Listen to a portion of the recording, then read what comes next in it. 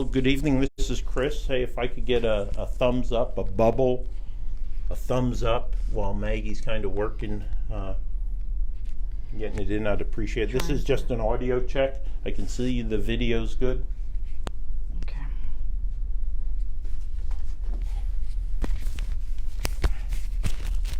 The lag's about, what, 30, 40 seconds? All right. See, look, that's all it has me going to that. And it's your, Yeah, I don't know why it does that. and then I'm there, and then Why it's not taking you to... yeah. It's almost like you're Like me. I'm an administrator. You're an yeah, and administrator. I am an admin, but Yeah, I should pull you off that. that'd be great, because I get all Because the what I emails. saw, I noticed, Meg, is that there's a new function that view as visitor. All right, focus. All right. Hi, Lisa. Hi, Tara. Hey, Lisa and Tara, can you give me a thumbs up for the audio check? Can you hear me? Can you hear me now? Can you Hi, hear me Tara. now? Okay. Did you do it? No. Nope, I haven't gotten there yet. Well, why'd you hand it back to me? Because I was putting on the lapel. Okay. All right. What are they saying?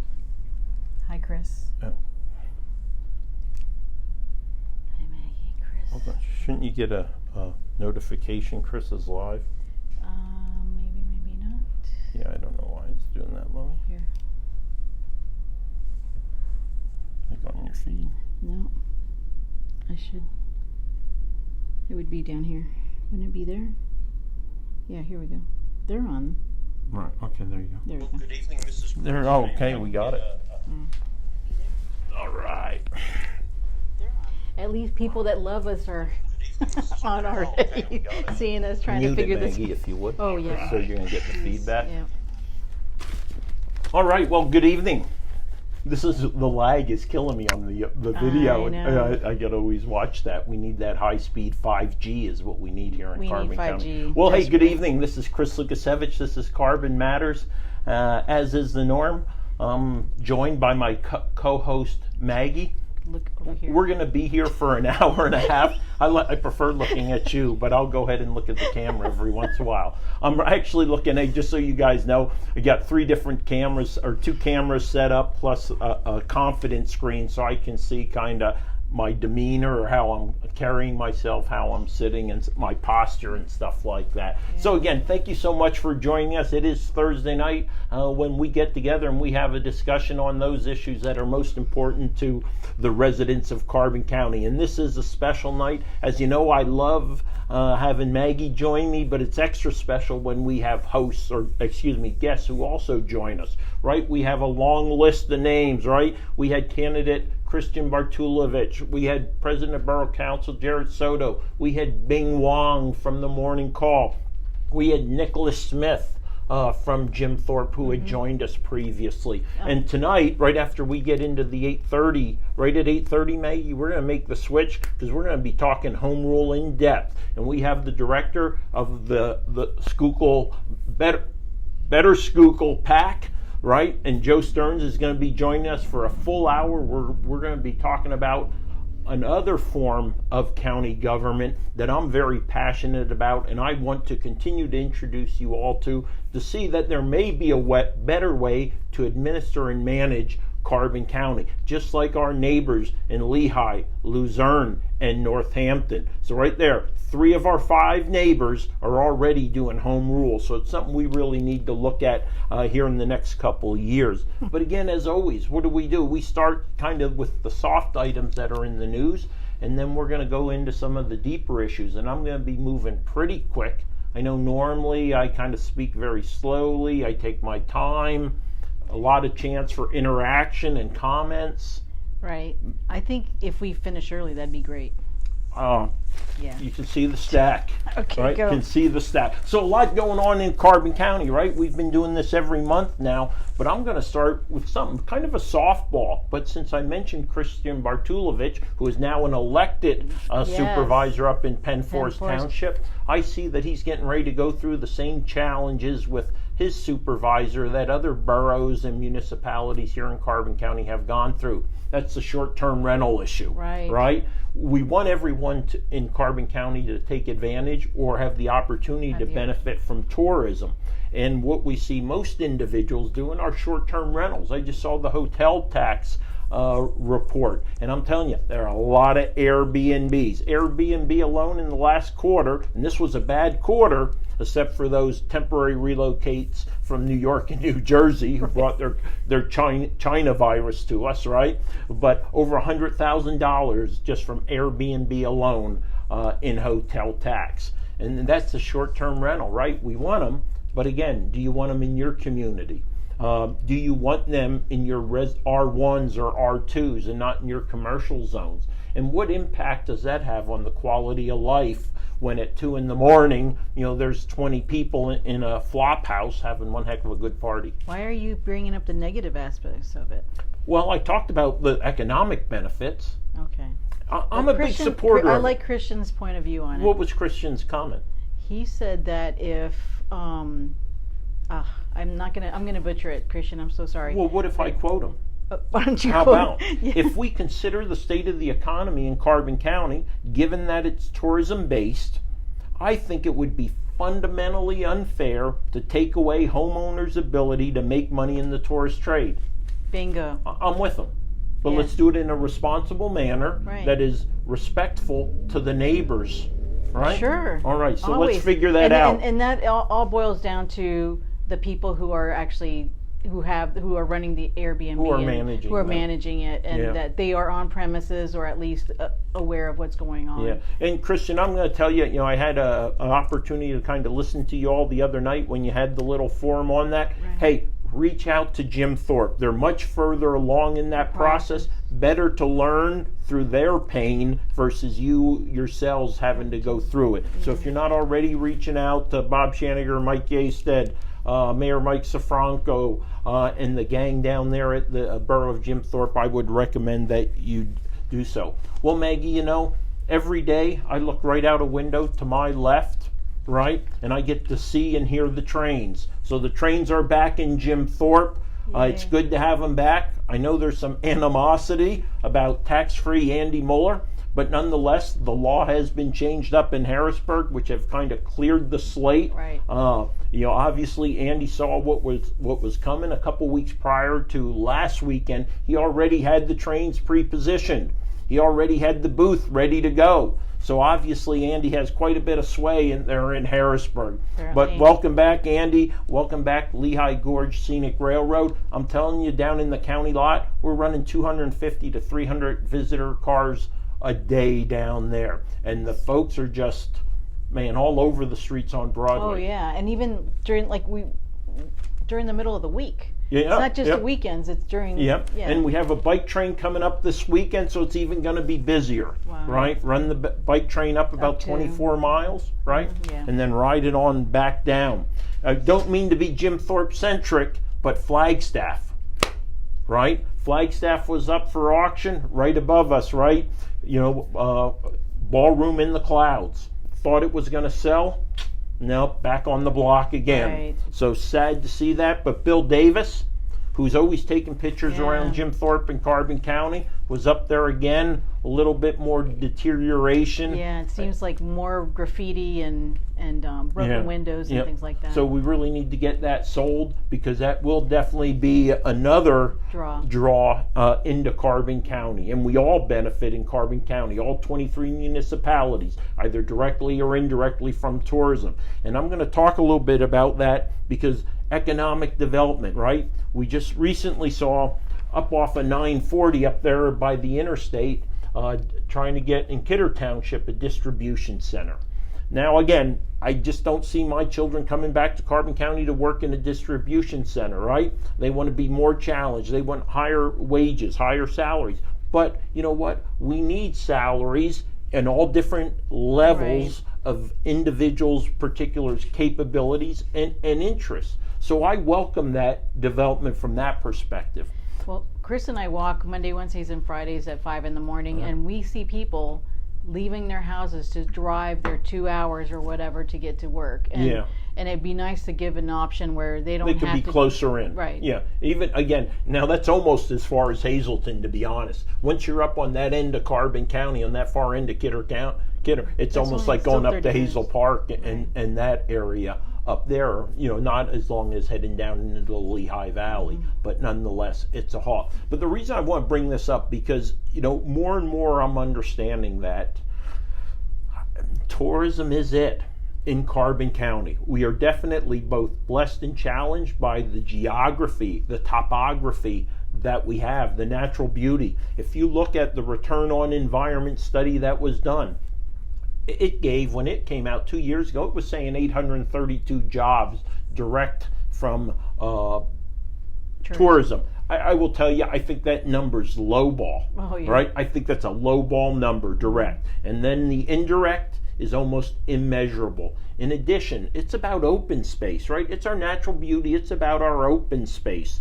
It's that farmland preservation. All those things add up to the natural beauty and the attraction to this area. And you're going to hear more about ag land preservation in the couple coming months, I guarantee you. It's a big issue. I've been meeting with the Ag Land Preservation Board on a regular basis. We just had Heritage Conservancy up from Doylestown to talk about how we might be able to do something about doing a better job of preserving our agricultural land and our open space. And it does have a significant value or impact on property values also, a positive one.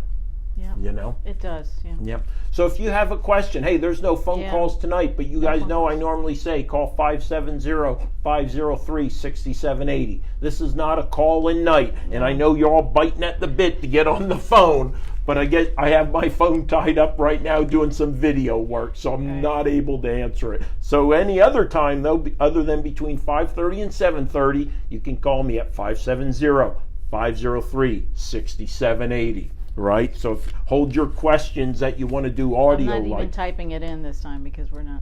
Okay. Yeah. Okay. Good. We have any comments, any concerns, issues? No, not yet. All right. Everyone just saying hi. Hi, everybody. Well, who do we have on, by the way? Just throw something in. We We saw Tara was on already. Yeah. And Lori Devonshire. Lori. Okay. Good. Cynthia. Okay. Good. Roberta. Yep. Great. Yep.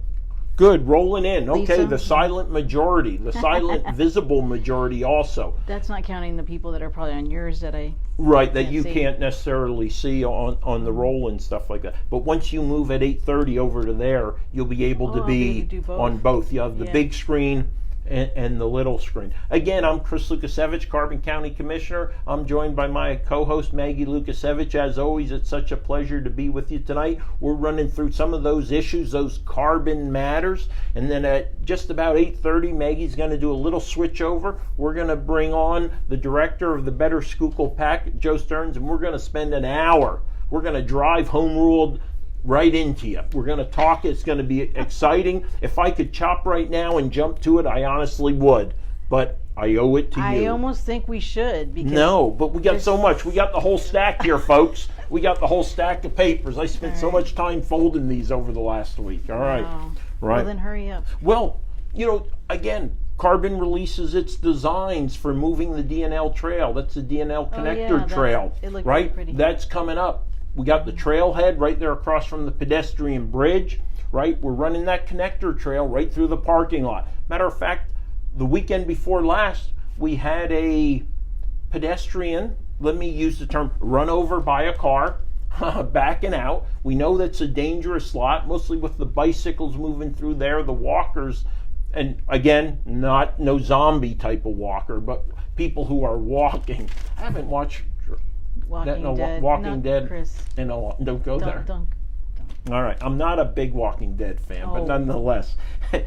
So the DNL trail coming through, it is out for bid. The state puts that out for bid for us because of the grant award.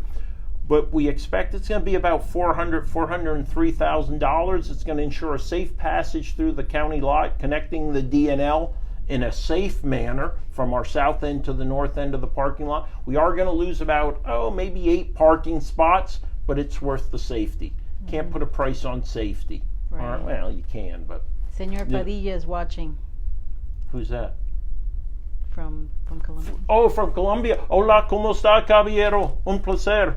Yo tuve la oportunidad de charlar de una familia de América Central esta tarde. I did. There's a Yeah. group of, they You were need to from translate Central first. America. Yeah, or So I had a chance Chance today to to talk to a group. I was coming back from lunch at whatever time it was, during lunchtime. And I came back and there was a guy from New Jersey who was Hispanic. I started talking to him and the whole family came up, all from New Jersey. But they were great, and I was kind of pointing out things they should see. And they were on the river yesterday and sent them up the Flagstaff 100-mile view and all that. But again, the DNL Trail Connector, though, isn't going to really start the work until spring, March, April. Quite a bit of painting. Going to move those guardrails in. Going to put split rail fence on the riverside. Really going to be nice. Nice. So at the same time in the parking lot, people are starting to notice that the kiosks are in place. right. The kiosks are physically in place. Now we did hope to have them up and operational the 1st of September. Not going to happen. This is government. Things don't work well on a timetable. I'm thinking now, let me bring you the bad news. I think it's going to be October before we have those kiosks fully operational. And this is why. It's justified, right? First and foremost, we got to finish up the ordinance. We got a big surprise coming in that ordinance. And, you know, Mr. Joe Stearns is back here. To his back, there's a dry erase board. There's a checklist there. And there's one of those lists of day one motions that I made. One of those is, I feel, coming true here in the next month or so with that parking ordinance that I'm excited about. And so are going to be the Carbon County residents. Going to get her through. You know, right. I'm getting excited now about that. Yeah. But we are going to get, hey, look, so parking kiosks are coming, but we got to finish up the ordinance. We got to program the machines. We have to train for the 2 different software programs, the hardware, the signage, right? So a lot of things coming into play, but we are moving forward with that. Hey, I did see the EMS Training Center, or what I call the Emergency Operation Training Center, up on the Broad Mountain. Let's talk about that, right? That was the $14 million Taj Mahal that I fought arduously against in its Taj Mahal fashion. But I was so glad to see when just before the primary, how about that? All of a sudden, it gets cut down about 60%. Wow, this is like the Susquehanna Street project at that same time, wasn't it? Right. Interesting coincidence. But guess what? We are keeping the cost of that down because, as I always said, we have to have the best trained, equipped, incentivized, and educated volunteers in all the states, in all of this state, and all the 67 counties. But we have to do it in a fiscally responsible manner. Right. And so what's going to be fiscally responsible about this, or at least what I'm trying to ensure, is that its utilization, its maintenance, its operating costs are incurred by out-of-county departments who are utilizing that facility. Don't want to put an additional burden on the county taxpayer. And that's one of my sore points here. Again, we're having another project, but no one's thinking about the out years, the maintenance, Right. right? The operating expense to do that. Who's going to schedule all these activities, right? So that's the training center. We got to get her done, but we got to get her done in a fiscally responsible manner, Maggie. You know? Yep. You know? Patty Herman's on. Margie Petrucci. Hi, Connie Margie, Bowman. Patty. Thanks for tuning in. This is Connie Carbon Matters. I think almost everyone knows us who regularly joins us, I would like to think. But for those who are the silent majority out there, thank you also for joining Chris Lukasiewicz, Carbon County Commissioner, and my co-host Maggie. And this is Carbon Matters. For about the next 11 minutes, we're going to continue to go through those issues that matter most to all of us here in Carbon County. But then we're going to have a special guest, Joe Stearns, the director of Better Schuylkill PAC, and we're going to talk home rule. Charges dismissed against fuel delivery driver. No, that wasn't it. Oh, so here it is. There's That was two a of these. shocker, I'm though. moving through, right? Carbon puts rental fee appraisal for office on hold, right? That was this Rocky and Wayne thing saying they needed more data to recognize that by doing sequential renovation, doing concurrent renovations versus sequential renovations at 44 and 76 Susquehanna would save us, the taxpayer, over $400,000. right? They were saying something about needing more data for 2.5 months. Everyone knew the data because Chris Lukasiewicz prepared the data. He did the research. He continues to update it on a daily basis. So again, 4476 Susquehanna Street. If we do it concurrently, the same time those renovations, right, we're going to save over $400,000. Now, if we do it sequential, 44 then 76, it's going to cost us, the taxpayers, $500,000. $500,000, right? It's a no-brainer. It's a no-brainer. So watch those commissioners' meetings, see if this comes up when it goes up for bid, and we're going to take a look at this. So again, I'm fighting for you, I'm fighting for me, I'm fighting for all of us. COVID-19. I love this stuff. Not the COVID-19 pandemic, but I'm talking about you getting your tax money back, right? In the way of the COVID-19 relief, Carbon County block grant that we're administering here, right? So let me give you a status update if you didn't tune in to my 3-minute dissertation there during today's commissioners meeting. So what's going on?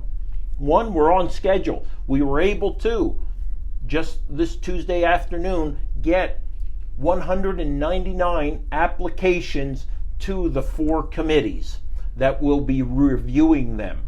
Now, recall when they came in, we had over $15 million in requests, right? That was the total value of 221 applications. Well, now that wasn't the justified amount, right? Because there's certain requirements, eligibility. We went, we did the first QA/QC, quality assurance, quality control, did the first vetting. Actually, just around $5 million in justifiable expenses, but that also includes about $1.5 million of county-specific stuff. So what's happening between now and the 31st? Those committees are reviewing the packets to ensure or reinforcing the fact that there is indeed a need and it is deserved, and they'll make a recommendation at the beginning of September to the Board of Commissioners on an ultimate amount for consideration.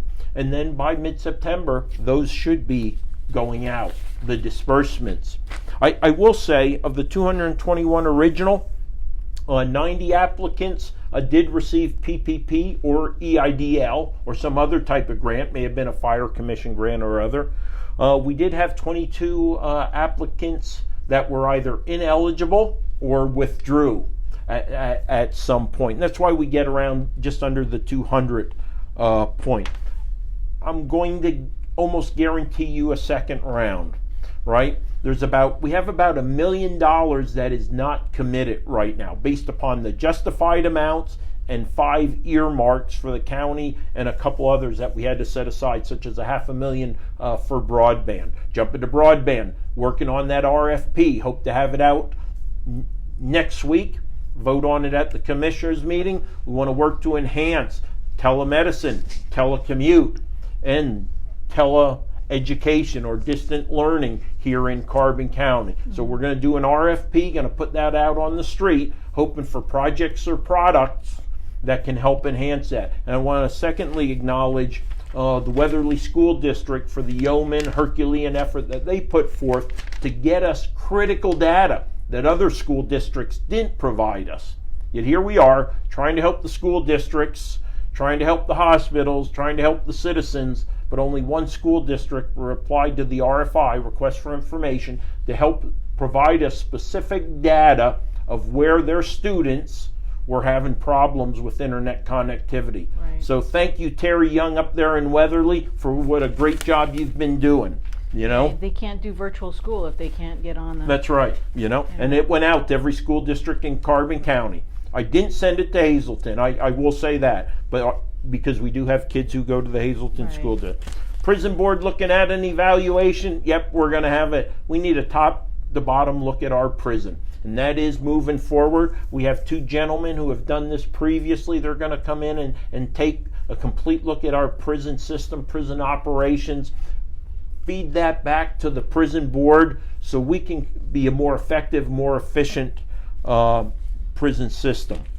We resumed our work release program, and while we're not having problems with COVID-19, Guess what problem has shot right back up? Contraband, right? So we know that's a significant challenge, right? And as soon as you have work release and you have weekend warriors, right? Again, I shouldn't say that because people confuse it with the Guard and Reserve, but when you have weekend sentence people coming in Friday, Saturday, and Sunday, plus the work release who are coming in and out, you have contraband problem. So that's an issue we are working on. I do know the senior center's reopened in Carbon County. Now we did make the seniors sign a liability agreement that should they, unfortunately contract COVID-19 while conducting senior activities. But it's great to have them open. Socialization, psychology is such an important aspect of one's life, mostly for the elderly who tend not to have the mobility and flexibility to run around. So that. Any questions, issues? No. All right, good. Everyone's very quiet. You guys, if you have questions, shoot them out to me. Yeah, even though, be honest, there's not much time for tonight. So allow me to ramble on. Wow. Hey, because we know from watching Curious George, the one thing you don't want on radio or live streaming is dead air. Don't want dead air. And I don't give dead air. And I know when I have Joe in here in 3.5 or 4 minutes, no dead air. We're going to be boom, boom, boom, boom, boom. I'm rolling. Carbon retains attorney over election lawsuits. We have the Republican National Committee, or the Trump campaign. We have the Democrats. Everyone's filing lawsuits back and forth. And at the end of the day, it's costing you and me money. I'm going to tell you that. Fortunately, we're working with a handful of other counties, so we're kind of co-sharing the cost of that. Again, regardless of where you stand on drop boxes, mail-in ballots, at the end of the day, man, things are going to be screwed up. We're going to do great here in Carbon County, but I think overall we're really going to have some problems. Unfortunately, the primary and some special elections have showed us that. Be patient, be flexible. Come January of 2021, we'll have an inauguration for president and everything else will follow. We'll work through it. Please call Lisa Dart if you have any questions. Good. Yeah, perfect. On whether you have already been. Yep. Yeah, go ahead. Go ahead and finish that up. Hey, look, so before you go ahead and send in another request for a ballot of the probably 40 forms that have been sent to you by lottie-dottie everybody, call Lisa Dart, call Jane Krebs at the Bureau of Elections and say, hey, by the way, did I already in the primary request a permanent annual ballot, which would be for your primary in general? If they say, yeah, you're good to go, you don't have to send in another request for a ballot, all right? But again, we are getting inundated with unnecessary applications, both online and hard copy. Beltsville, Carbon invites Governor Wolf to see Beltsville issues. Read that letter at C4 Commissioner or the Carbon County's Facebook page. Tell me who it sounds like. Man, it was a tough one on the governor, but well-deserved because of the continued to deteriorate condition at Beltsville State Park. I got to say, we're very fortunate that we have Mock Chunk Lake Park. Oh, my goodness, right? so much. So Mock Chunk Lake Park, first and foremost, you only have this Thursday, which just passed, next week, the 27th, Recreate and Educate, collaboration, Mock Chunk Lake Park, and Carbon County Environmental Education Center, 2 o'clock on Thursday. That's going to be the last opportunity. They bring animals down and everything for I saw hawks, possums, turtles, all kinds of things. Got to get the kids, the family out there to Mock Chunk Lake Park. It's your park. And we're not having all the problems that Beltsville's having. That's right. We're getting about 300 folks out there. Again, remember, we're at about 75% capacity, 600 folks versus 800. On days we don't have a lifeguard coverage, it's free admission for county residents also. So county residents, season pass holders, campers, and those who rent a pavilion. Marie, you're so consistent. Please open up Carbon County. Restaurants are dying. Marie, as I always tell you 100 times, I help control county government, not the county. Can't control what the state dictates. Can't control what an individual business does. Stays open, stays closed, stays within the 25% restriction. Some are opting, because they can open, they're opting not to do it. Yep. Ballot request inundate Carbon County. All right. Carbon catches up on gun permits. I was We in got this ours. week. I got my renewal done. Yep. Better got mine. picture too. This one, mine was a. Mine- it was I put my further wallet away. over there. Mine was But further again, away. how much was it? Was it 20? 15 or 20? What was 15 the or 20. renewal? 20. Yeah, but again, the 5-year renewal. Although I already have an amendment that gives me the right to carry a firearm, but again, Yes. I'll go ahead and do what the big man says. I'll pay those few bucks so I Right. can walk around with it concealed and not get hassled. Yep. Carbon shows support for police officers. Good story, but fake news. Because it says Right. Carbon County Commissioner Chris Lukasevich took part in the event. He said he came just to support law enforcement. I have some relatives that are state police, he said. Some of the things they talk about is upsetting to me. They don't feel the support. I wasn't there. He wasn't even there. And- We were and I actually out of town. Yeah, We were were in out of Sprint town. Wilkes-Barre We were in eating Wilkes-Barre. Mexican food. That's right. So that's fake news. So Marta Gouger, the Times News, I don't accept that small disclaimer errata, mea culpa, in the paper the next day. I'll tell you what.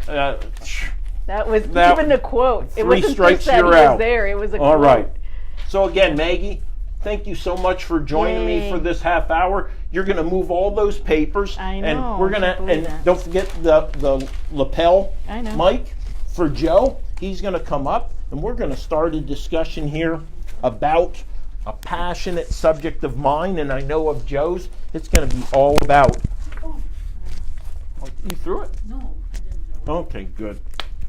All right, we're going to be talking about home rule. You know, I wondered where my glasses were, and now I know where they are.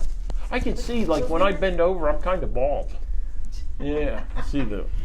But Margie, we are still supportive of the police, even though. Oh we my weren't- gosh, yeah. Yeah, even Oh though my we were God. not here, we were supportive. It's just that it was fake news that Chris was there and they actually. Yeah, and again, I just thought that was crazy. I have no idea where that came from. I'm sure they confused me with my brother. Huh? Do you think they can hear me? I can't. Oh, they can hear you. They can pick it up on the mic. Okay. So, Joe, welcome. Thank you so much. Don't let the screen distract you with about a 30-second delay. Your demeanor is perfect. Your posture is spot on. You're dressed exquisitely. And I apologize for dressing down a little bit. I was in suit and tie all day, Joe. Can you hear me? We can hear you loud and clear. We We'll have. ask everybody else. Can everybody just thumbs up, people, if we can see, you can hear them. Yep. But again, understand that we have multiple video devices going on. Good? No. Come on. At Just the least thumb. one. Lisa, where's Tara?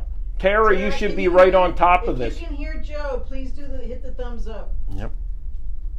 Because I'm not at the. Yes. Okay, yes. there we go. Okay, so for about the next 58 minutes, Joe, we're Thanks, going to Marty. talk about home rule. But I need to start with the kind of little personal thing. Could you give us a little bit of knowledge about your background? What are your passion areas? What do you do in real life? Well, in real life, Chris, I work in the political arena as a consultant. I've been doing this for about 20 years as a political and consultant, Okay. and I enjoy it. I want to All right. make this country a better place. You know, it's in my DNA. My forefathers actually fought in the American Revolution. Wow. They signed the Mayflower Compact. That's no hyperbole, so it's personal to me. They gave their everything that I could be free, and the least I could do is try to have sound government today. Okay, so then you've definitely taken a passion and you're directing it towards a specific item that we're going to be talking about tonight, and that is home rule. One of the challenges that we have in Carbon County is very few people are familiar with home rule, even though we have 3 of the 5 counties that surround us, Lehigh, Luzerne, and Monroe, right, or Lehigh, Luzerne, and Northampton are home rule counties, but here in Carbon County, we're really unfamiliar with it. So why don't we start with, what is home rule? It's a great question, Oh. and in its simplest form, home rule is this idea that we should never be micromanaged by a faraway, distant regime. And home rule is actually the spirit that has driven nearly every revolution in history, including the American Revolution, where we said, you know what, we're not going to be micromanaged by the British Crown. Taxation without representation, all the rest of it. So we disconnected and formed our own country, our own government. That's really what home rule is. The spirit of home rule lives today in two important ways. One is the 10th Amendment to our federal Constitution, which prevents Uncle Sam from micromanaging the 50 states. Right. And the second way is that 44 of the 50 states are so-called home rule states, where either in their constitution or in their state law, they allow county and municipal governments to fashion themselves in a way that makes sense for them, rather than letting dictation come from their state capital, in our case, Harrisburg. So in Pennsylvania, we have a home rule charter ability for home rule charter written into the Constitution. And in 1968 or 69, we passed the Home Rule Optional Plan law that specifies how counties and municipalities can go about enacting home rule. But I want to clarify two important pieces of the Constitution, state Constitution, state Constitution, for anybody that doubts what I'm saying, or that we have the right, if not the prerogative, to do home rule. Article 1, Section 2 of the Pennsylvania Constitution says, all power is inherent in the people, and they have an indefeasible right to alter, reform, or abolish even government in any manner they think proper. So how much power do the people have?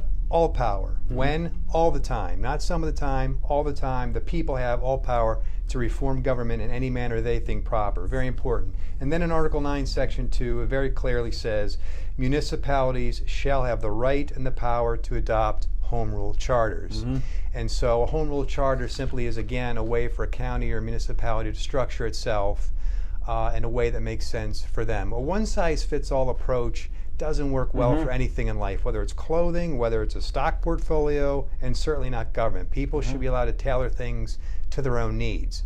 So absent home rule, absent a county going to home rule, they're stuck with the one-size-fits-all mandate from Harrisburg that we could generally call the county code. Right. Or in the case of municipal government, there's a municipal code. And that dictates how counties and municipalities must operate. And again, one size fits all just doesn't work. So, you know, for instance, years ago, every county had 2 jury commissioners. And this was largely seen as a waste, unnecessary. It was just a wasteful expense. But a county would have to beg Harrisburg for legislation to get rid of the county commissioners. Now, if they went to home rule, they could get rid of county commissioners on their own, not to mention various and sundry other inefficiencies that are there. Do you have a question? Well, no, but we are going to talk about what powers end up being, let's say, authorities are delegated down. And it's really not delegated, because you clearly made the case by quoting the Constitution of the Commonwealth of Pennsylvania that authority is already vested in the people. And I think, you know, the state does recognize that. As I talked to you before this, you know, DCED has finally updated their manual that helps educate the public on home rule, right? There's home rule in Pennsylvania. It was updated in March 2020. Right. So they're recognizing it to the point that there is a guidebook out there to help individuals to better understand what home rules is. Joe,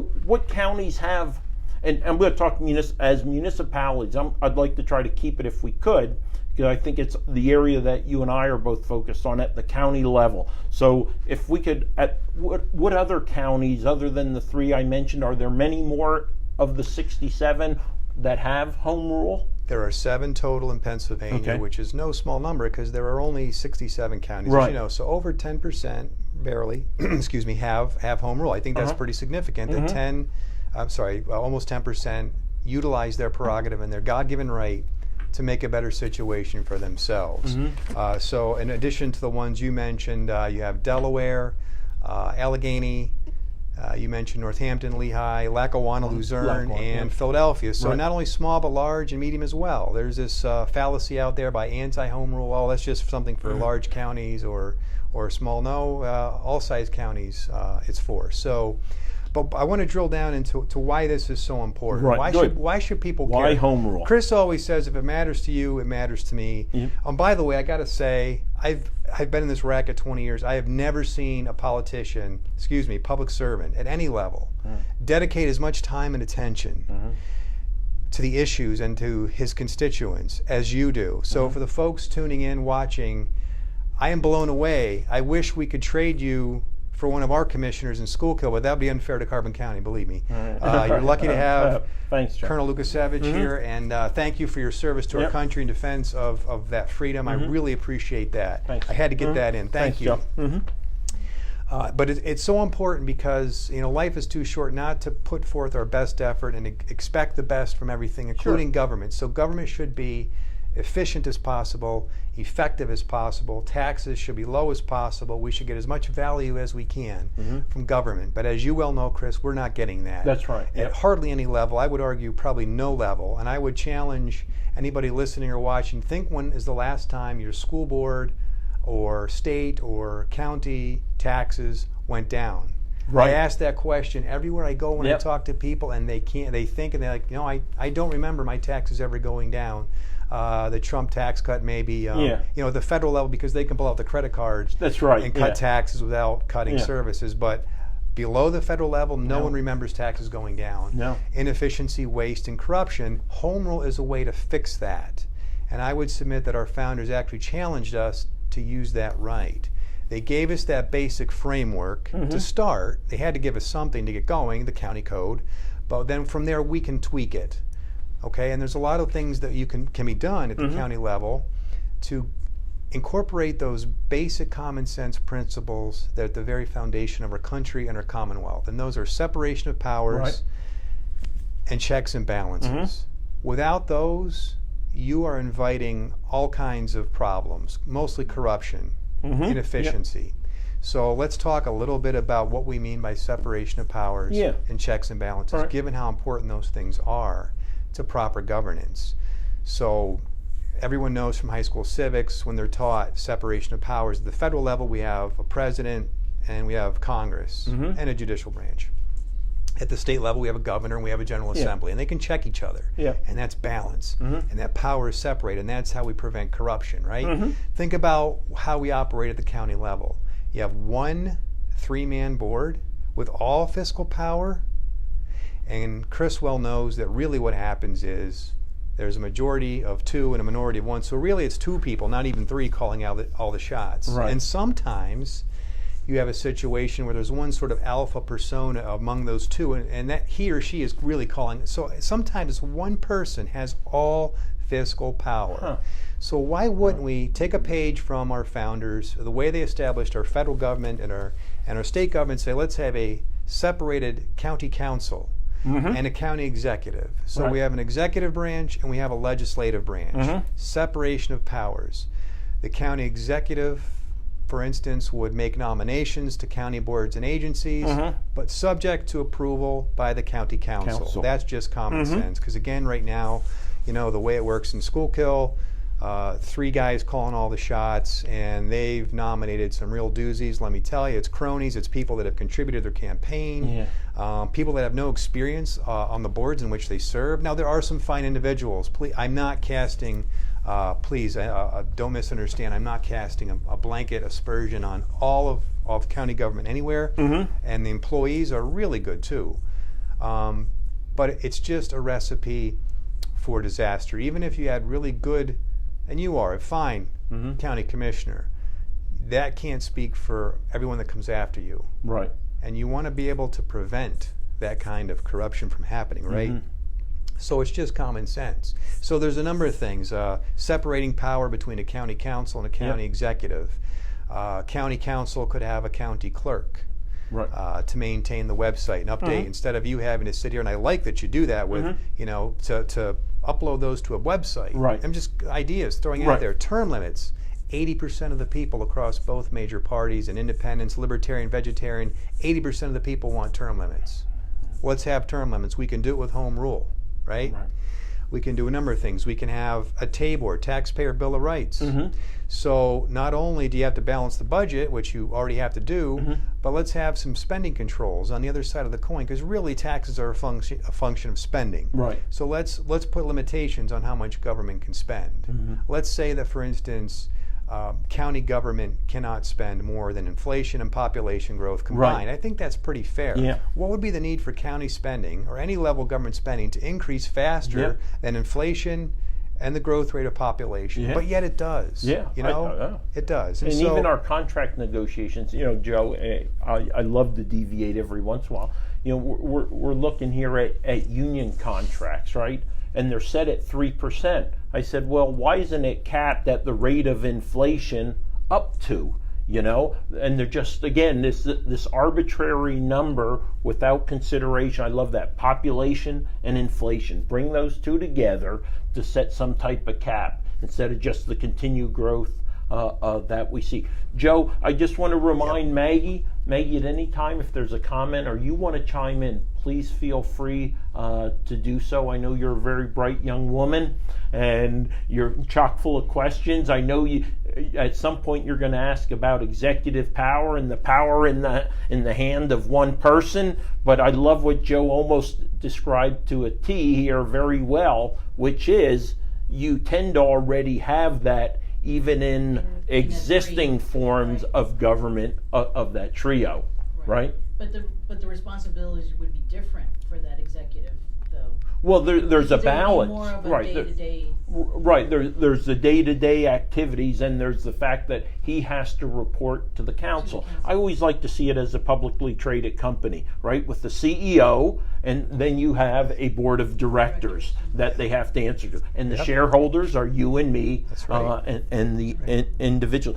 Joe, we're going to talk about the advantages and disadvantages, and what maybe authorities that are vested in a charter or a constitution that a county that adopts home rule would have. But could you talk a little bit about the process? How do we get, for example, in Schuylkill County or Carbon County, how do we get from where we are now with a county code form of government to that point where we're producing and voting on this document or this document, which are the charters or the constitutions from Lehigh, Luzerne, and Northampton County? What's the process? It's a great question. There are two basic ways to go about it to make home rule come to fruition.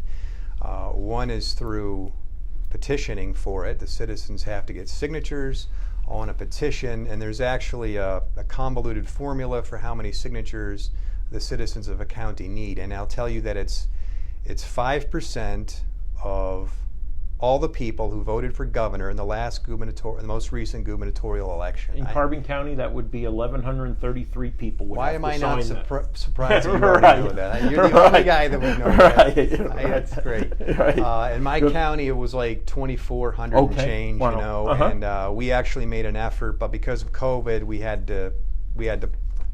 cut bait. I mean, it was just too much. Large gatherings were banned, and people are afraid to go door to door, which I don't blame them for being scared of either catching or transmitting the, you know. So we had to go to Plan B, which is the other way you can do home rule, which is that your commissioners can pass an ordinance calling for home rule to be on a referendum. Regardless of whether you go the petition route or the commissioners pass an ordinance, we're generally talking about two referendums that happen. Referendum 1, first the people are asked, do you want to form a government study commission to study county government and potentially recommend a new county charter? If they vote yes, then they elect 7, 9, or 11 members of that government study commission, and they immediately go to work holding public hearings to examine county government. And then that government study commission can say, you know what, we think we do need a new county charter. They begin drafting said charter, and then that second referendum happens where the people vote yes or no, straight up or down, a simple majority on that new charter that the government study committee had drafted. So this government study committee of 7, 9, 11 individuals. So these are individuals who are running for those positions? Here's where it's a little tricky. I'll be glad to slow down, back up, repeat. That first referendum I mentioned, the people vote up or down, yes or no. They do want to form a government study commission. At the same time, on that same ballot is where they do the electing of the government study commission. Of which that is 7, 9, or 11. It's kind of awkward because if a majority says no, we like things the way they are, that makes moot that election of the government. So it's kind of weird. And for all intents and purposes, having the commissioners pass an ordinance calling for a referendum on the question of forming this government study commission usually is moot because commissioners just don't want to do it. Or career politicians Career don't want to do it, politicians right? definitely don't want Right. to change. Yeah. They like just writing a budget without questions asked. And Yeah. I got to bring this up. You mentioned about the name of you have a program to dole out the COVID bucks, as we call them in School Yeah. County. Yep. You know that in School County we didn't form any kind of a program. The commissioner said, call the county administrator and ask him, if he wants some money. Like, there was no protocol, there was no criteria until we raised holy hell, and they just now set up. I mean, they're like weeks behind where you are. Oh So my once gosh. again, kudos to you, but perhaps this further points the need, in my county Yeah. at least, for home rule. And I want to make, you mentioned the Lehigh Valley. Mm-hmm. I think this is an important comparison that helps shine a light upon the need for home rule overall. Schuylkill County's been falling economically ever since the collapse of coal and steel. Right. Once upon a time when coal was king and Yeah. steel, I mean, we were like a keystone of Pennsylvania. Yeah. So was Carbon and the coal region in general, I Yep. imagine. But we had almost 250,000 people. Mm-hmm. And now we've gone basically from a third-class county. We're going to be a fifth-class county, down to about under 140,000 people after the next Next census comes census. out. Uh-huh. That is a dramatic fall. Mm-hmm. Here's what's interesting. Lehigh County, Mm-hmm. steel was king, and they had a similar shell shock when the collapse of those industries Sure. came, but somehow they rebounded. The Lehigh Valley is booming. Mm-hmm. Housing starts, wage growth. It's Fortune 1000 is moving into the Lehigh Valley all the time. Just saw a big one in the paper the other day. They're just magnificently vibrant. Yeah. Well, how come? How come they are and we aren't? Mm-hmm. They went to home rule a long time ago. Mm-hmm. Northampton, I want to say 1979, and Lehigh Valley a little bit later, but still more than 20 years ago. Right. Uh-huh. They adjusted, they adapted, and that's what winning at life is about. You got to take what you're dealt and figure out how to make it work, and they took the bull by the horns, and they did home rule. And they elected new dynamic leaders to county council, newly Right. created, and guys like gold medalist Marty Nostein and Lisa Scheller and some of these other dynamic leaders. And they actually cut taxes 6 years in a row in Lehigh County. Wow. And that's the one exception to the thing I mentioned earlier about when I asked people, Lehigh County, a sterling example of the good that can come when people take their own destiny in their own hands and figure things out and just really shape it for themselves. Right. That's the good of home rule in my view. I think it's something that every county really should do. Okay, so let me go back. So we're 20 weeks away from a primary or general election. I'm going to go out there with my buddies, and I have about 7 weeks to go ahead and get 1,133 signatures. And right about that time, at the 13th week, I got all those signatures. Now I'm going to find 7, 9, or 11 individuals based upon what I desire to go ahead and run petitions, and they're going to try to get 453 signatures to get on the ballot. And then we're going to have more or less a referendum vote, right, for all intent and purpose, right? Do you want to form a study commission to study existing form of government to consider home rule and draft a charter? Boom. We say, yes, we want home rule. We want to study home rule. What does that commission do? How long do they have to look at the existing form of government and make a recommendation, maybe to keep the status quo or to adopt home rule or some optional rule? Raises a lot of good questions, and want to be clear about one thing. Anybody can run for the Government Study Commission. Well, any registered voter of, in your case, Carbon County. Right, okay. You have to be a registered voter to sign the petition, to circulate the petition, and to run for the Government Study Commission. Another common question then, what do they get paid, these Government Study Commission members? The answer is nothing. They're all volunteer, which is beautiful. And one other thing that is beautiful is they're only allowed to ask the existing county government for reasonable expenses, pens, paper, maybe a stenographer. Yeah. They can't run up the tab. They can't be having caviar at their meetings. Yeah. And okay, so I just want to make that clear. Yep. And I want to add that in Schuylkill, we have a lawyer that would help pro bono. Oh, that's good. We yeah. really think we could do it for free. Oh, and by the way, the commission is allowed to raise funds from businesses and citizens. Donations, So yeah. you really could do it for free, quite Right. frankly. And I will tell you that's something, if you delve into the DCED March 20, they do show costs, averages associated with home rule by using historical examples from municipalities and from the counties. So it does give you a sense of the cost. Yeah, There was a question. Yeah. Are you for home rule? absolutely. I said it clearly during the debate at Penn's Peak. Every other candidate, Jacobs, Arner, Jerry, Wayne, said no. Chris Lukasevich, absolutely. I'm ready to start today. Guys like Dwayne Deliker, I know you're a big home rule fan. It's time we start talking seriously about this and take some words and start building that support base that could make it a reality.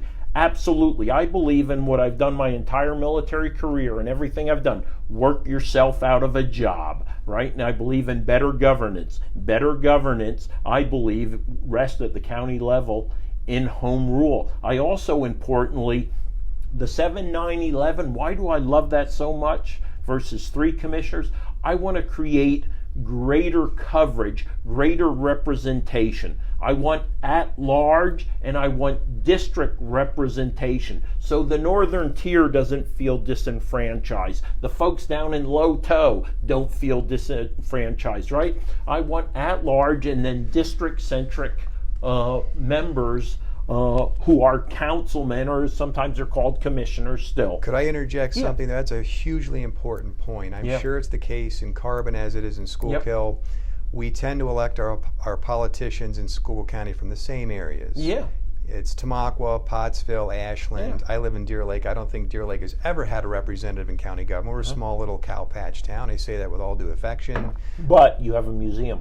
But we have a Muhammad Ali Museum, which Yep. you should check out. Absolutely. It's really awesome. Just inaugurated here recently. Yeah. But, I agree with you. You could have a county council of up to, I believe it's 11 districts, and you could compromise and you could have 9 districts, and you could have 2 at-large. Yeah. And by the way, you could further compromise and you could break the at-large. Allegheny County does this.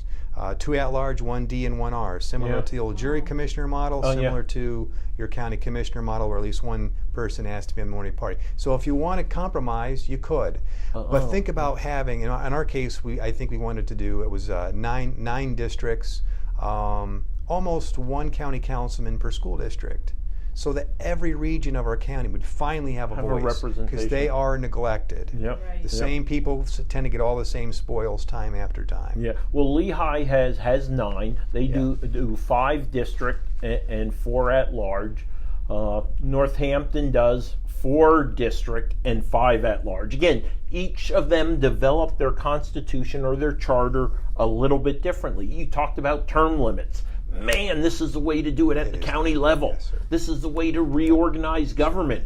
All these elected row offices, man, you can do away with them if you think it's a better form of government. Let me say something on that. Yeah. So I think it was either Lehigh or Northampton has one director of judicial records, whereas Yes.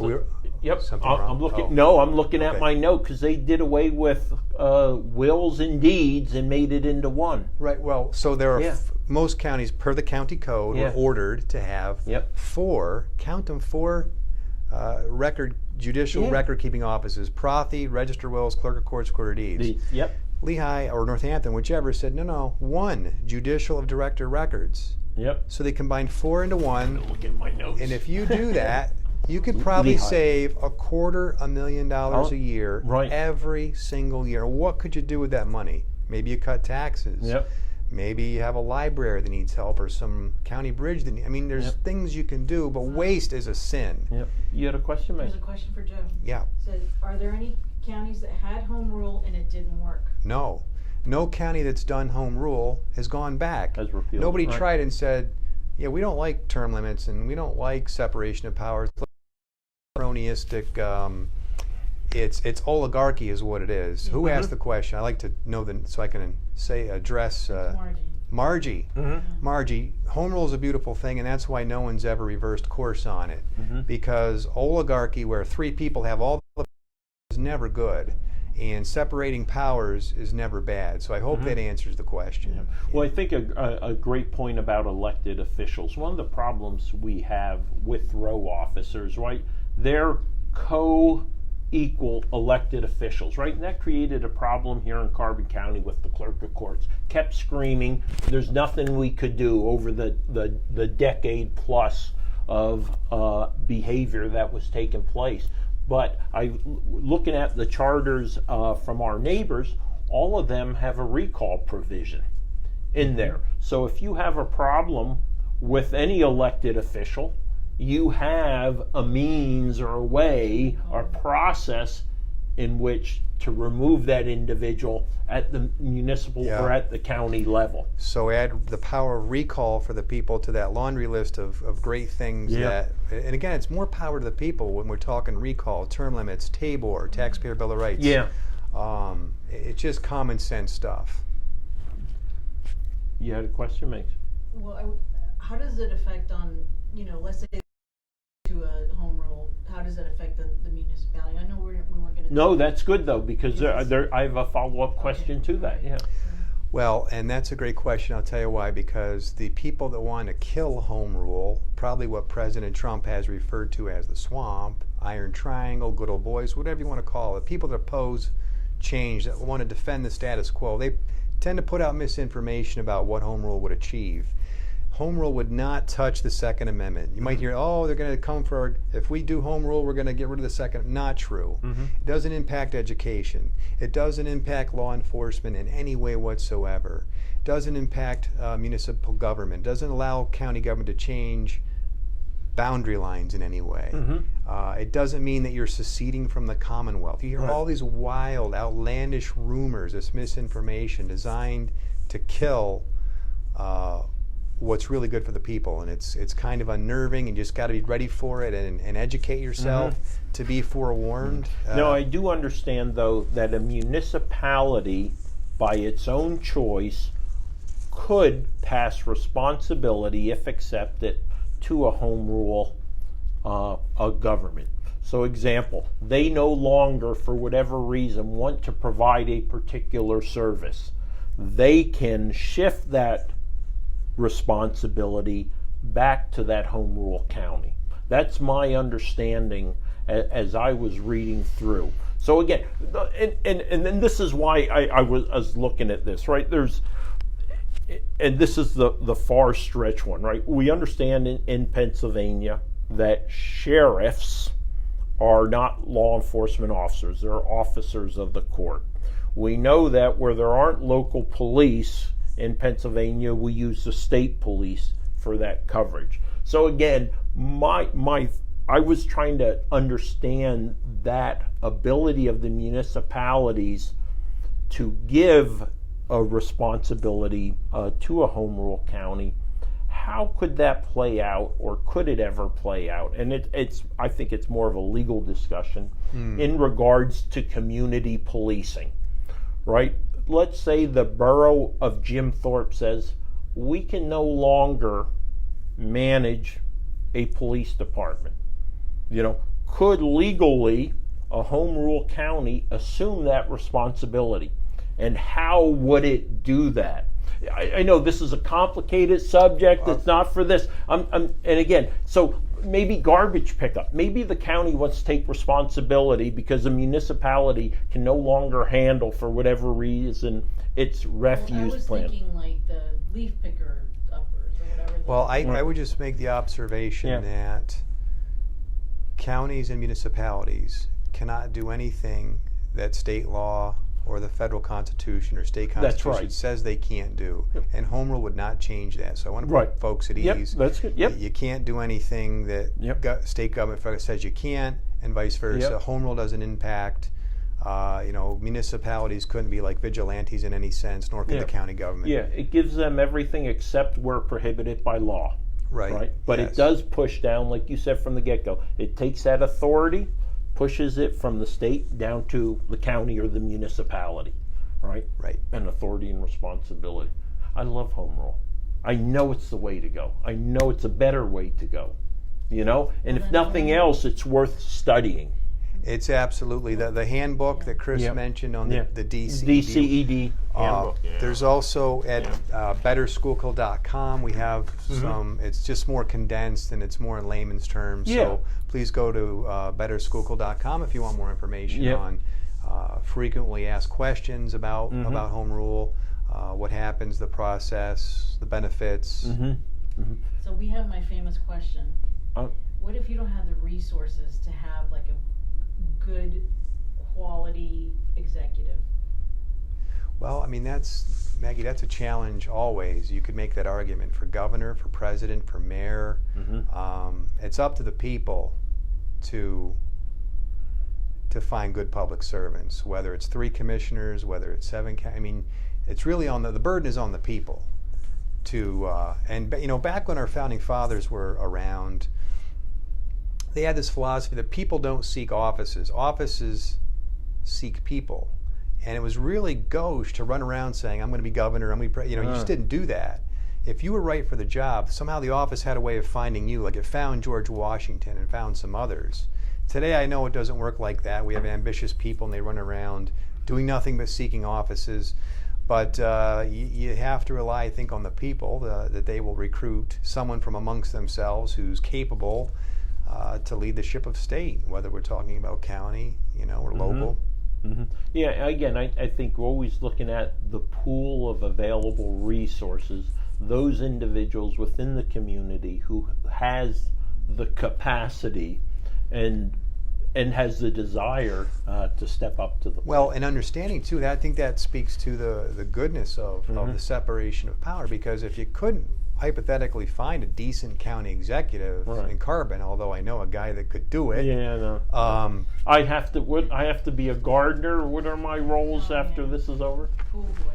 Pool boy, gardener, Molly care provider, I'm sure. And my Oh, your social media for your art stuff. Okay. Yeah. But in any case, you still would have a county council. Yeah. And check and it's balance. not like now compare that to where you only have three person. What if you couldn't find 3 decent commissioners? Now you're really in trouble because there's no county council even. It's just those 3 guys. And if you end up with 3 or gals, and if you end up with 3 knuckleheads, which many counties have at various times, now you're really in trouble. You know what I mean? Right. Joe, what do you think the toughest part of this process is?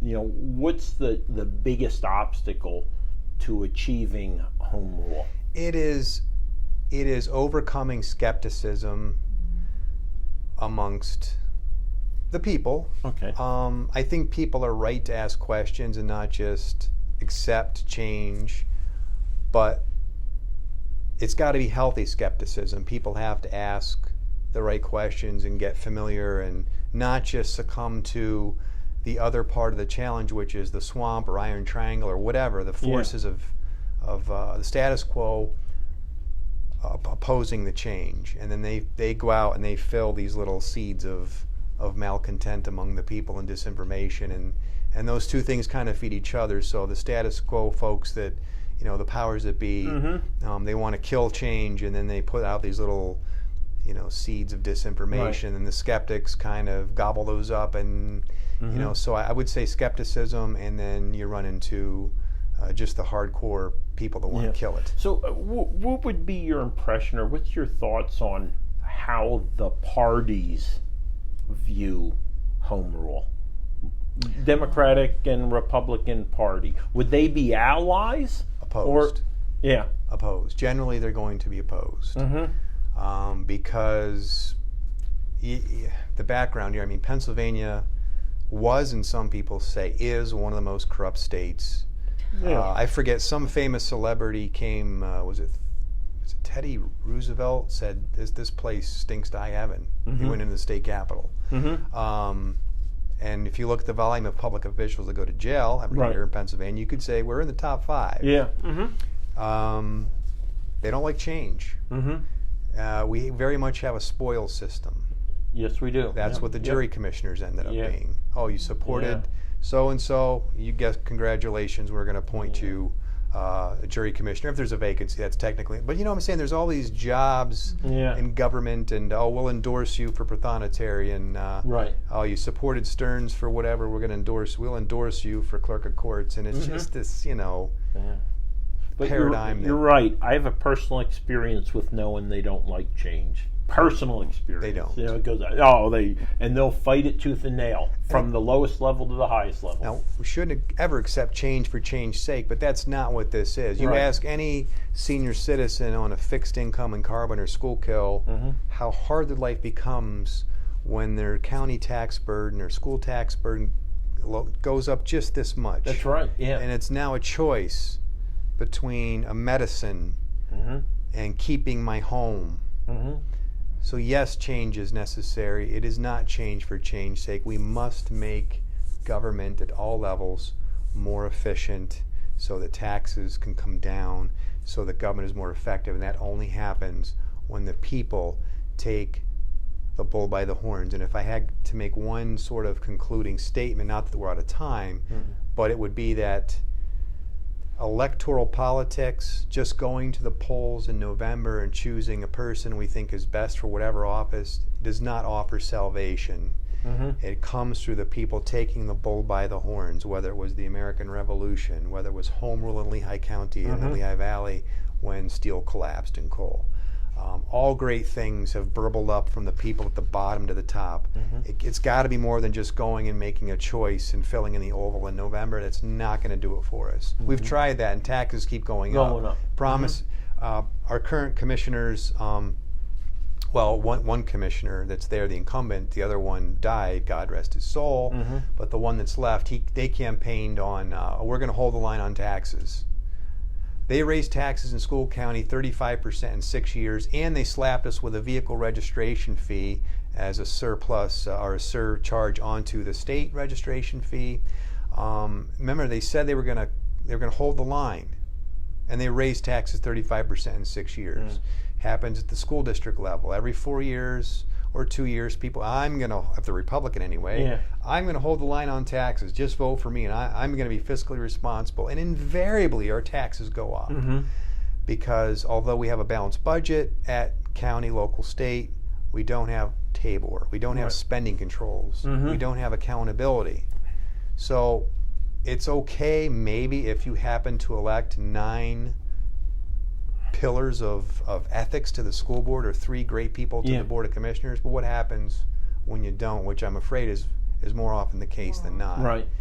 Either get incompetent people, you get corrupt people. The one commissioner I alluded to, we're in the throes of getting sued because he had an extramarital relationship with a county employee who most likely is going to get a large settlement that we the taxpayers have to pay for. That's right. Yep. At a certain point, you got to say enough is enough, you know, because eventually we're all going to be on a fixed income. Maybe we can struggle through it now for a W-2 employee, but what happens? What happens when I'm in retirement and I'm on that fixed income? Right. Now I've got to make the choice between my metoprolol as a heart patient and my water pill and my atorvastatin, or can I afford to mail in my property tax check this quarter? So it's very real and it's very important. And I'm sorry to get so emotional, but I mean, this is something that impacts on everybody. Joe, we're talking about home rule, and again, this is Chris Lukasevich, Carbon County Commissioner. Maggie and I are joined by the director of the Better Schuylkill PAC, Joe Stearns, and we're talking about home rule. So you know the conventional, let me call it the conventional form of county government for us here in Carbon County, right? 3 commissioners. We're talking about a different form of government that 3 of our neighbors, Lehigh, Luzerne, and Northampton, have already adopted, and I believe the most recent one of the 3 was Luzerne here. And I did speak at CCAP last year with council members or commissioners from those particular, and one county executive actually. It was a very interesting conversation to start. Now, unfortunately, none of them were involved fully in the run-up process to make it happen, to go from ground zero to adopting a charter and actually going through that transition phase, which, you know, the DCED guide does place a lot of focus on, you know, how to work the transition. And I love each of these three charters or constitutions that I have here have a specific laid out plan for how they transition from the county code form of county government to home rule, and how they rolled in commissioners or council members over a period of time, how row officers and are required to serve out their time, and then they would eliminate row office positions, do some combining of some. And I saw what tends to stick out. I'm looking at, I have a dry erase board behind with some notes there, and I saw that you tend to see of elected officers, you'll see an executive, a controller, a district attorney for Luzerne and Northampton, where Lehigh tends to elect quite a few more, but they were the ones who did the abolishment of wills, deeds, and Prathani, and put them together under one office. I think electing the district attorney is common sense. I think maintaining election of your sheriff makes sense, and the coroner, because here's a little known piece of trivia. Maybe I can finally stump him on it. Probably. Who has the power to arrest the sheriff? Oh, you gave me the answer. It's the coroner. It's the coroner. No kidding. Well, if that's the case, let's keep electing the coroner, sheriff, DA. This is my personal opinion. And maybe combine the four record keepers into one appointed, just as a hypothetical. I mean, a county can, that's the beautiful thing though, a county can determine. Right. They can say, yes, we do want to elect this one or not. I mean, it's up to that commission, and then the people vote. The people have the ultimate say, which is why I love it. Yeah. There's a question by Christian Bartula. Hi, Christian. Would there be any issues that pop up if a township within a home rule county decided to adopt home rule itself? No, totally separate. The only restriction when we're dealing with home rule is that if, say, Carbon County adopted a new home rule charter next year, it couldn't revisit that home rule charter for 5 years.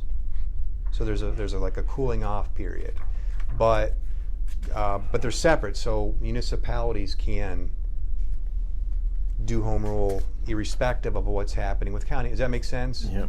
Yeah, and I will tell you, Christian, if you download the DCED a guidebook, it's amazing the number of municipalities. So here's 2 full pages, and it goes on to a 3rd page of number of municipalities that have gone to home rule. Yeah. So there's a lot of experience out there. And I was previously, Christian, I was talking about the cost of home rule. You know, again, that is from taking it from a groundswell movement, grassroots movement, to realization, you know, basically to referendum or to a vote. And they are using primarily the dollar amounts from these municipalities that carried it out. That's one way they looked at the measuring. Talking about money, payment, all of a sudden you're going to have 11 commissioners. Right. I know my salary $70,000 a year. Look, that's art right to know, right? You know what I get paid. I don't care. Again,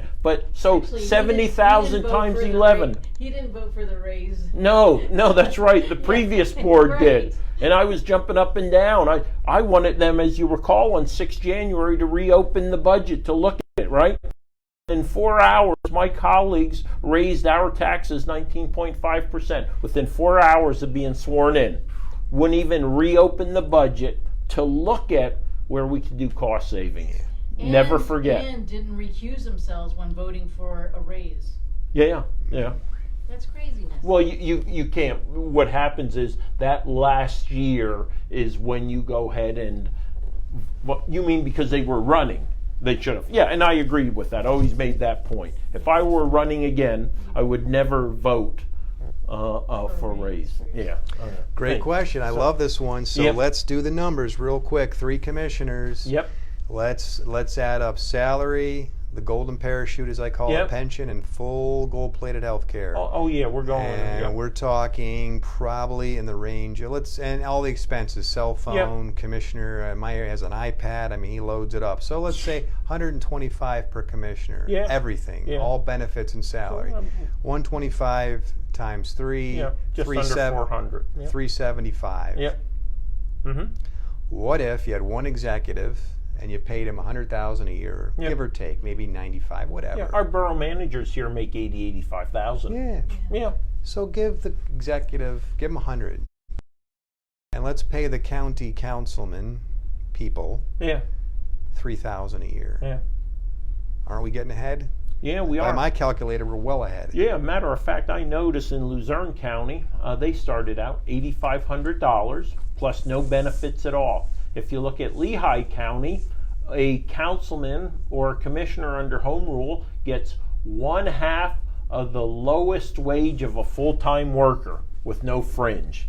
And How you about look at that? that, you get, again, you're probably talking in the $10,000-$11,000 range for what is really a part-time commissioner, Yes, right? that's a right. council person.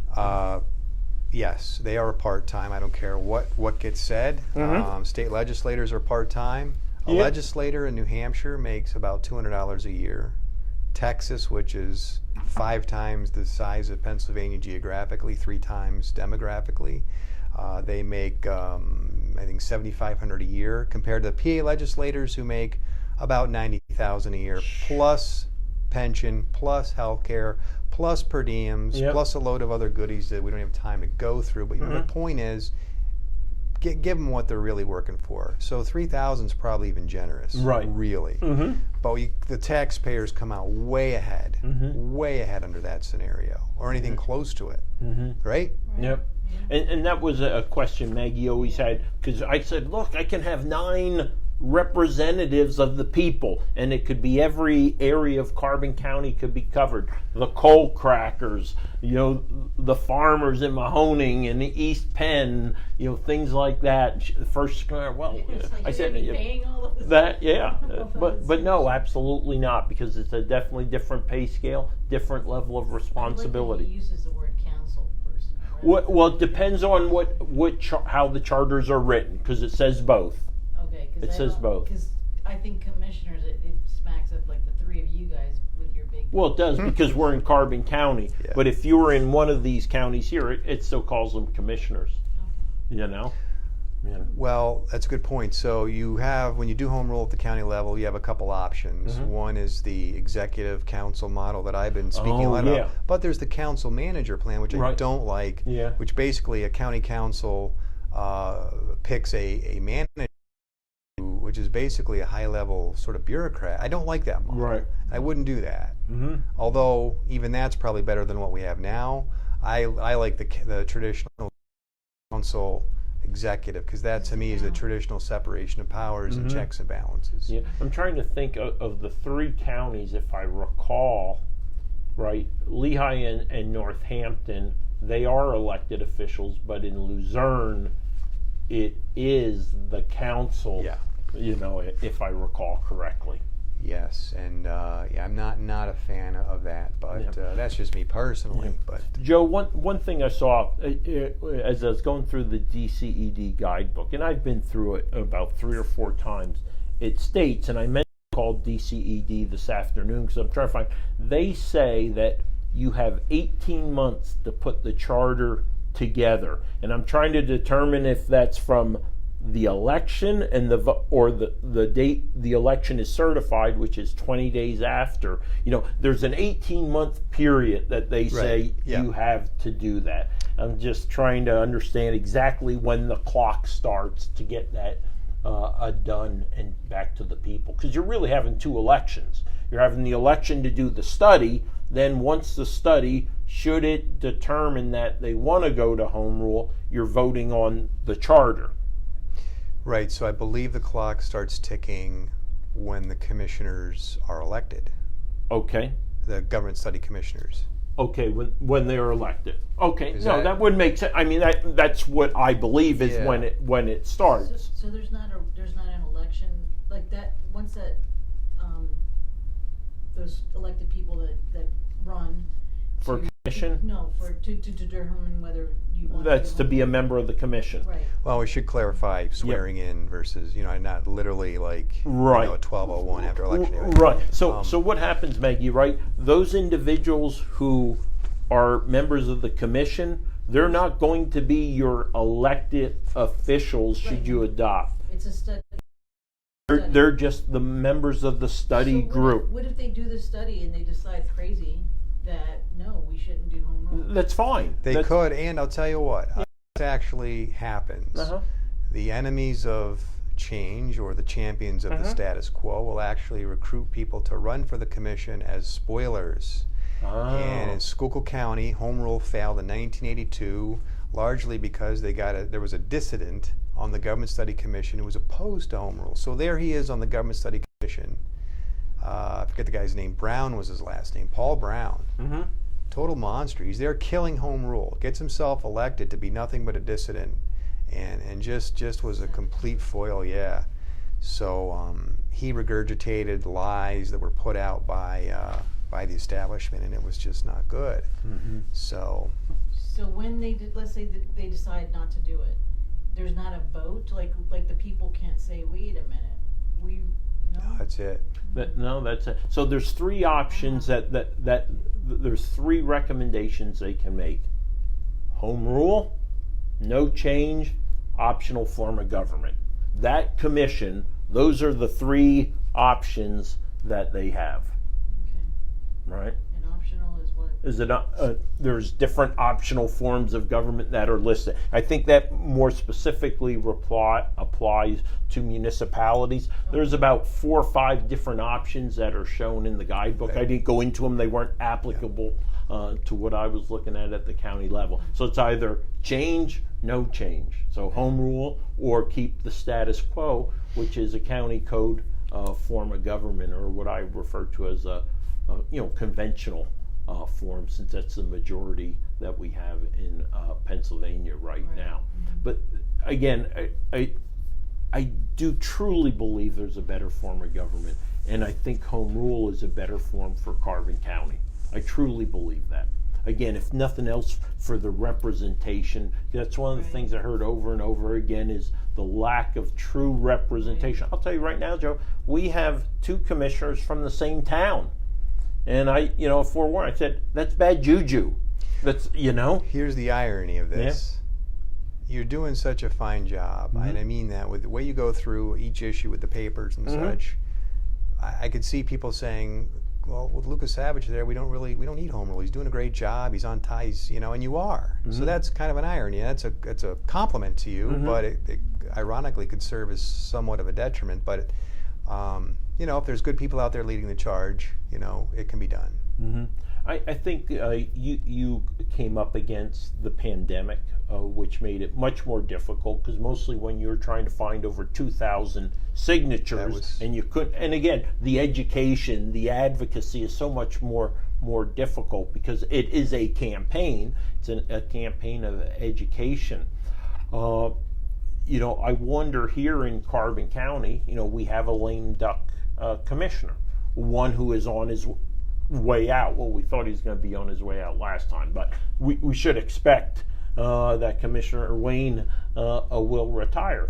Does that potentially create a window of opportunity, or is it someone who is so wedded to the current establishment that it wouldn't even be a consideration? Because if you could have 2 like-minded people who were selfless and would put the people and good governance and good government first and foremost, you come together for those couple years, boom, you do it the easy path, right, by ordinance. I agree, and I think it's easier, but it's also, I think it portends well for the actual success of the charter when the commissioners are on board. Does that make sense? Yeah. Oh yeah. Yeah, absolutely. I would think they would wield a lot of influence to speak against it if they were against it. Yeah. They would be the good seed planters of the bad stuff if Yeah. When they I weren't along. when I read through the news clippings of the home rule drive in Schuylkill in 1982, it was almost laughable, because what happens is the commissioners bring in these elected officials one by one and they grill them. and just the defensiveness and the anger on these elected officials. There's nothing to see here, and the corruption was so bad in School County in the early '80s, you couldn't believe it. In fact, they ended up bringing in a county administrator from bituminous country out in Pittsburgh. Yeah. Great guy, Yeah. Bob Hoppe, and he helped clean things up. But again, what happens when he leaves and some good ones leave and bad ones come, right? You know, I mean, you got to have permanent. It should be impossible or close to it for the people to get fleeced. Right. And when you have things like balanced budget amendments and TABOR and term limits and independent mandatory accounting of every agency in the courthouse every so often, it makes it really hard to cheat the people. Yep. Really hard. Yeah, you know? I'm glad you mentioned that mandatory accounting because that's always an issue that has been brought up in Carbon County specifically. You know, because the concern is, you know, how did the clerk of courts fiasco go for so long? Obviously, it wasn't the built-in checks and balance that were necessary. Well, ladies and I still think there was. It just didn't happen. well, we all knew what was going on, and nothing was done about it. Again, hey, this is Chris Lukasiewicz, Carbon County Commissioner, and for the last hour, I've been joined by Joe Stearns, the director of the Better Schuylkill PAC. Joe is passionate about good government, good governance. He's an advocate for home rule in Schuylkill County. I want to remind you that 3 of our neighboring counties already have home rule: Lehigh, Luzerne, Northampton. Chris Lukasiewicz is trying to work himself out of the job, and one way I could potentially do that, help get me out of here in the next couple of years, is let's go ahead and switch to home rule. Let's elect a council. Let's get an executive. Let's create that kind of publicly traded company organizational structure with the CEO and the board of directors. Let's have better accountability. Let's get term limits. Let's get better organized, more effective, more efficient government.